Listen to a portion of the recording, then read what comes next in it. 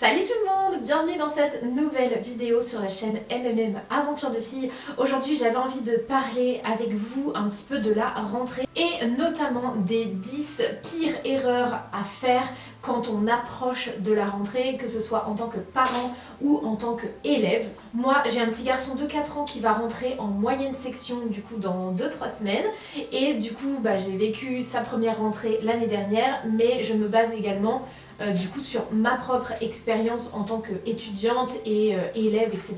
quand j'étais plus jeune, et j'ai vite vu la différence quand je faisais ou quand je ne faisais pas certaines choses. Alors le point numéro 1 pour moi il est évident, mais je pense qu'il mérite quand même d'être abordé, c'est le fait de ne pas reprendre un rythme de l'école la veille de la rentrée. Si on s'est couché à 23h pendant des semaines et des semaines par exemple, se coucher à 20h la veille de la rentrée, avec en plus un peu le cerveau qui cogite, etc., très clairement ça marche pas. Moi je pense qu'il faut s'y prendre au moins 2 semaines avant et progressivement en fait rapprocher l'heure du coucher. Donc par exemple avancer de demi-heure en demi-heure. Le premier jour donc 23h, 22h30, 22h, 21h30, 21h, etc. Après pour les plus petits bien sûr, hein. Pour les plus grands on peut se coucher un petit peu plus tard. Ça peut également permettre de remettre en place toute la routine du coucher avec la petite histoire, parler du lendemain, etc., etc. Et pour moi le rythme de la rentrée c'est pas seulement aussi se coucher plus tôt, ça englobe aussi le fait de refaire peut-être des activités manuelles quand on est en petite section, peut-être un petit peu des devoirs, revoir certaines choses quand on est un petit peu plus grand, pour se remettre un petit peu à jour avant le jour J. Le point numéro 2 pour moi, il concerne le cartable ou le sac quand on est à la maternelle. Pour moi, il faut impérativement le préparer très à l'avance et pas seulement la veille de la rentrée, mais vraiment plusieurs semaines avant, et le re-regarder plusieurs fois avant la rentrée pour être certain de ne rien oublier. C'est très clairement pas le matin de la rentrée qu'on fait un petit check-up pour vérifier qu'il ne manque rien. Ça peut prendre du temps, s'il faut commander des choses, ça met plusieurs jours à arriver. Quand on oublie aussi, quand on se rend compte qu'il n'y a pas quelque chose, qu'on a oublié quelque chose, et bien ça nous laisse plusieurs jours pour avoir le temps d'aller au magasin, l'acheter si nécessaire, etc. Donc voilà, vraiment point numéro 2, s'y prendre très à l'avance pour préparer le cartable et pas le matin de la rentrée. Et ce que je vous conseille également, c'est de faire un petit post-it avec les choses de dernière minute qui là peuvent être ajoutées le matin même ou la veille. Par exemple, je sais qu'en maternelle, on prend son doudou, et le doudou il va pas être dans le cartable pendant toutes les vacances, l'enfant en a besoin, donc on le met dans le cartable le matin, donc ça peut être un petit post-it qui est collé sur le cartable avec écrit juste doudou, et vous n'avez plus qu'à barrer une fois qu'il est bien dans le cartable. Pareil peut-être pour une gourde, vous n'allez pas mettre de l'eau dans une gourde pendant un mois, elle sera plus bonne au moment de la rentrée, mais vous pouvez la remplir le matin même avec du coup hop le petit post-it où vous savez que ça et ça c'est fait, c'est bon, mais c'était des choses de dernière minute. Le point numéro 3 est par rapport aux vêtements, chaussures, etc. Pour moi c'est important de s'y prendre bien à l'avance également. Je sais que avec ma maman on avait une tradition, on va dire tous les ans pour la rentrée scolaire, c'était d'aller faire les boutiques dans les 2-3 semaines qui précédaient la rentrée et d'acheter une tenue neuve pour la rentrée. Bon, en plus c'est vrai que quand on est enfant on grandit tellement qu'on a quand même très souvent besoin de renouveler sa garde-robe. Je sais que moi pour mon fils j'achète sur Vinted toute l'année ses vêtements, mais par contre au moment de la rentrée, donc souvent au mois d'août, j'achète on va dire une ou deux tenues neuves pour la rentrée, des chaussures également qui lui iront tout l'hiver, bien qu'il grandit très très vite des pieds et que souvent je suis obligée d'en acheter plusieurs paires dans l'année. Et franchement, se rendre compte à 7h30 du matin, le jour de la rentrée, qu'il n'y a plus de chaussettes propres, c'est juste une source de stress horrible. Donc moi je sais que j'aime bien préparer au moins une semaine ou deux avant la tenue, voire les 2 tenues pour le lundi et le mardi de la semaine de la rentrée. Comme ça je sais qu'il n'y aura pas plus de caleçons ni plus de chaussettes, que le t-shirt est bien repassé, que voilà tout est prêt, et je sais que cette tenue là elle est dans un petit bac que je laisse dans un endroit de la maison, et comme ça ces vêtements là on n'y touche pas et on sait que tout est prêt pour le jour J. Ce que j'aime bien faire moi par rapport aux vêtements, si ça peut vous donner un petit tips d'organisation, c'est que moi j'ai 2 bannettes. Donc moi mon fils il est en primaire voire même en maternelle, donc il a cours que le lundi, le mardi, le jeudi et le vendredi. Donc en fait, je fais pas toute la semaine de vêtements. Je fais lundi, mardi, le dimanche, et le mercredi je fais le jeudi et le vendredi. Donc le dimanche au soir, dans mes 2 petites bannettes, je mets une tenue entière pour le lundi, une tenue entière pour le mardi, et le mercredi soir, je fais une tenue entière pour le jeudi, une tenue entière pour le vendredi, et comme ça je sais que je suis tranquille et je renouvelle comme ça toutes les semaines. Ça ne m'a vraiment rien coûté chez Action, je pense que c'était 1 € la petite bannette, et c'est très pratique je trouve. Le point 4 qui est je pense l'erreur qui est faite par la majorité des parents, c'est de ne pas correctement lire tous les documents fournis par l'école, parce qu'en fait c'est très long, c'est très fastidieux, et souvent on se dit bon bah l'année dernière il était dans la même école, j'ai pas besoin de relire tous les documents, mais en fait si c'est important parce que parfois il y a eu des changements, parfois il y a des informations aussi qui sont données par rapport aux horaires, par rapport aux règlements, par rapport à l'arrivée et au départ des enfants. Je sais que par exemple dans mon école il y a eu un changement lié au Covid. Normalement pour les petits, moyens et grandes sections, en fait les parents pouvaient rentrer dans l'école, enlever les chaussures et le manteau des enfants, l'accrocher au porte-manteau, etc. et après faire un bisou à l'enfant et le début de journée commençait. Et depuis le Covid, l'accueil des enfants en fait se fait à la barrière, donc je trouve ça très dur pour les tout petits, surtout en petite section. Finalement ça s'est très bien passé pour mon fils, mais bref voilà, tout ça c'était écrit dans les documents fournis. Si je ne l'avais pas lu, le premier jour j'aurais été vraiment très stressée parce que du coup j'aurais pas pu prévenir mon fils que j'allais pas pouvoir aller avec lui dans l'école, etc. Ça m'a permis en fait de lui expliquer ce qui allait se passer, comment ça allait se dérouler, etc. Chez les tout petits ça compte énormément tout ça. Pareil pour le point numéro 5, c'est en fait d'attendre un peu le dernier moment pour installer toutes les applications de l'école, que ce soit Pronote pour les plus grands ou les applications des fois des écoles primaires. Nous on en a une alors qu'on est un tout petit village et en fait il y a plein de choses dessus, un petit peu toute l'année par exemple pour la photo de classe, pour les sorties scolaires, etc. Mais pour la rentrée par exemple c'est sur cette plateforme là qu'il y avait la liste avec toutes les choses qu'il fallait acheter. Donc évidemment que si j'avais installé l'application 2 jours avant la rentrée, j'aurais pas vu par exemple qu'il fallait un sac complet avec une tenue de rechange, un paquet de mouchoirs, une boîte de mouchoirs pardon, par élève. Moi je lui aurais mis un petit paquet dans son sac, vous voyez, des choses comme ça. Donc vraiment prenez-vous-y bien à l'avance, comme ça peut-être dès le mois de juillet vous voyez tout ce que vous avez à acheter, s'il y a des mots des professeurs, etc. Vous pouvez également avoir des notifications au cours des vacances qui vous disent s'il y a des nouveautés du coup sur les applis. Et franchement les premiers jours sont beaucoup plus sereins quand on sait que tout est déjà en fait configuré, que ce soit pour l'inscription à la cantine, etc. Vous voyez, on a l'esprit tranquille, on sait que tout ça c'est fait et ça évite de la paperasse en plus du stress de la rentrée. La 6e erreur selon moi à ne surtout pas commettre, c'est de prévoir une première semaine d'école surchargée, c'est-à-dire d'aller déjà à toutes les activités périscolaires, de prévoir peut-être des rendez-vous chez le docteur en plus de l'école.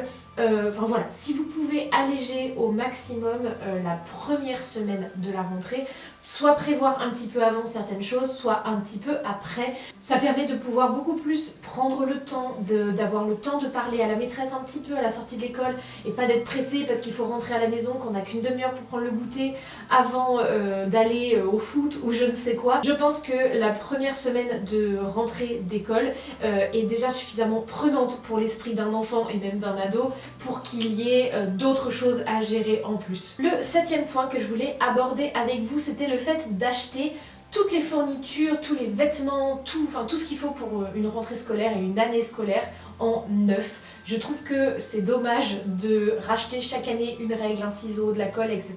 Alors que parfois on a les affaires de l'année précédente qui sont encore en parfait état et qui peuvent être largement réutilisées. Pareil parfois pour les affaires des grands frères ou des grandes sœurs qui peuvent du coup être réutilisées. Mais ça marche également pour les vêtements. Je vous parlais tout à l'heure de Vinted, mais il y a énormément de choix sur Vinted. Il n'y a pas que des vêtements, il y a aussi des jouets. Je pense qu'il doit y avoir des cartables aussi par exemple.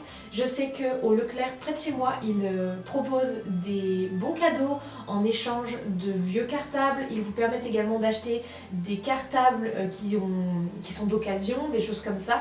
Donc vraiment je trouve que en termes d'écologie et d'économie, c'est vraiment dommage d'acheter tout neuf tous les ans. Évidemment qu'on peut se faire plaisir si on a envie d'un beau stylo ou un truc comme ça, ou comme je vous disais tout à l'heure, la tenue de la rentrée toute neuve pour mon fils. Mais sinon je trouve qu'il y a vraiment de quoi faire avec les articles d'occasion.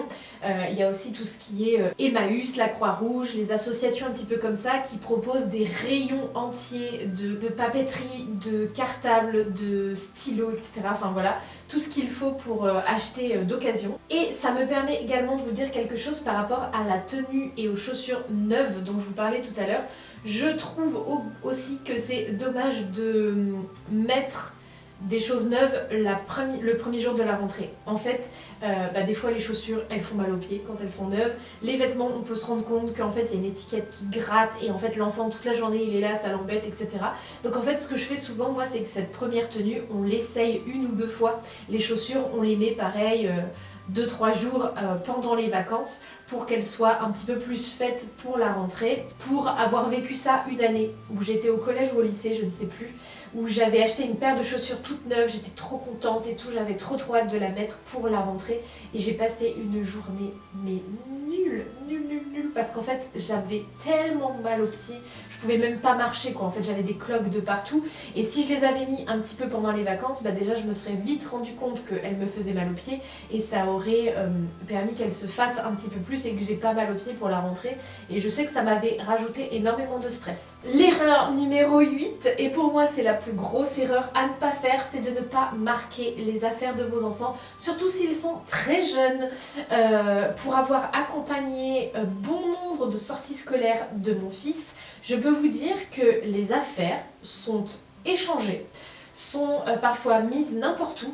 Les enfants parfois ne reconnaissent même pas leurs propres affaires, c'est-à-dire que parfois on peut leur dire mais c'est à qui ce manteau? Et tout le monde nous regarde, personne ne sait à qui est le manteau. Et si c'est pas noté, en fait nous parents on peut pas savoir. Alors parfois la maîtresse elle a un œil de lynx et elle reconnaît, mais je sais que mon fils par exemple il a plusieurs manteaux, donc la maîtresse elle peut pas non plus connaître tous les manteaux de tous les enfants, surtout s'ils en ont plusieurs, etc. Donc voilà, très clairement, mettez les prénoms de vos enfants. Il y a parfois des vêtements, par exemple les manteaux, où il y a un petit encart au niveau de l'étiquette où vous pouvez écrire le prénom de l'enfant. Je sais que moi, j'ai acheté un carnet d'étiquettes avec le prénom Robin dessus. Et c'est des étiquettes qui peuvent être lavées, alors je sais plus combien de fois, mais c'est énorme. Et j'ai jamais eu de problème. Je les ai eu sur mon étiquette, je crois. Je vous mettrai le lien en barre d'infos. Et franchement, j'étais ravie du rendu. J'en ai mis sur les manteaux, dans les chaussures. Il y a des petites étiquettes exprès en forme pour la semelle des chaussures. Voilà, tout ce qui est bonnet, gants, écharpe. Par exemple, il y avait une petite fille qui avait la même écharpe bleu marine que mon fils. Et à 2 reprises, je crois, elles s'étaient échangées l'une et l'autre. Et du coup, on a pu les rééchanger parce qu'on savait qu'il y avait l'étiquette de mon fils sur l'une des deux. Enfin voilà, ça peut vraiment sauver de certaines situations et la maîtresse ne pourra que vous en remercier. Le point numéro 9, c'est à nouveau pour les jeunes enfants. Et pour moi, c'est le fait d'oublier de réviser certains points d'autonomie avec les tout petits, notamment le fait d'aller aux toilettes tout seul, de mettre son manteau tout seul, peut-être aussi de réviser son prénom, son nom de famille, sa date de naissance, où est-ce qu'il habite, voilà, des choses comme ça. C'est facilitant pour la maîtresse, ça réveille l'autonomie de l'enfant. Vous pouvez essayer de lui réexpliquer comment mettre ses chaussures, comment différencier la droite et la gauche. Je sais que mon fils, en début d'année, il inversait toujours ses chaussures. Donc en fait, je lui avais fait un point de couleur sous l'une des chaussures et je lui avais dit que c'était le côté de la main où il tenait son crayon. Et du coup, c'était la chaussure droite. Et du coup, il savait qu'il prenait ses chaussures, il les mettait à l'envers, il regardait là où il y avait le rond de feutre. Et il savait qu'il fallait qu'il mette cette chaussure-là dans la main avec laquelle il écrivait avec ses crayons de couleur. Et du coup, il mettait sur le pied... Enfin voilà, c'est comme ça que je lui avais appris. Ça peut être une petite astuce si jamais vous voulez. Parce qu'en fait, en vrai, avoir les chaussures inversées comme ça, c'est le meilleur moyen de se casser la binette dans la cour de récré. Surtout... Un petit tips à nouveau, ne prévoyez pas des chaussures avec des lacets, des scratchs au minimum ou une petite fermeture éclair parce que les enfants doivent essayer au maximum de mettre leurs chaussures tout seuls et les lacets quand on a 3 ans et demi, c'est pas évident. Et franchement, vous verrez que toutes ces petites choses, ça fait une vraie différence. Et même pour vous en tant que parent, vous serez sûrement moins stressé de savoir que votre enfant ne sera pas le dernier à mettre son manteau parce qu'il aura fallu que la maîtresse le fasse à la place de tous les enfants et du coup voilà, il se retrouve avec moins de récréation, etc. Finalement, s'il sait le faire tout seul, s'il sait mettre ses chaussures tout seul, vous savez qu'il est autonome, qu'il est voilà, dans les premiers et qu'il se débrouille tout seul. Je trouve ça très valorisant pour l'enfant et rassurant pour les parents. Et enfin, le point numéro 10 pour moi, c'est de ne pas montrer son propre stress à son enfant. Même si c'est difficile, surtout si c'est la première rentrée scolaire. Évidemment que les enfants le savent, le sentent et que s'ils sentent que nous on est stressés, eh ben, ils ont toutes les raisons de se dire que eux aussi doivent l'être. Et du coup, plus on est serein, plus ils le sont également. Et n'hésitez pas, surtout la veille de la rentrée, mais moi je pense que ça peut aussi être fait pendant les 2-3 premières semaines avant la rentrée, c'est de parler de la rentrée, d'expliquer comment ça va se dérouler, de voir s'il y a des peurs, des craintes, du stress, etc. Et d'en parler, que ce ne soit pas du tout tabou. Ça permet de rassurer l'enfant et parfois de nous rassurer nous-mêmes quand on voit que finalement, quand on lui a donné une explication, et ça va beaucoup mieux pour lui. Et voilà, c'était les 10 points que je voulais aborder avec vous. J'espère que ça vous aidera. N'hésitez pas à dire dans les commentaires si vous avez également d'autres erreurs en tête qu'il ne faut surtout pas commettre avant la rentrée. N'hésitez pas à vous abonner à la chaîne et à liker cette vidéo. Je vous mets une autre vidéo de la chaîne juste ici et n'hésitez pas à aller regarder, on aborde plein de sujets avec Margot. Et en attendant une prochaine vidéo, je vous fais de très gros bisous. Bye tout le monde!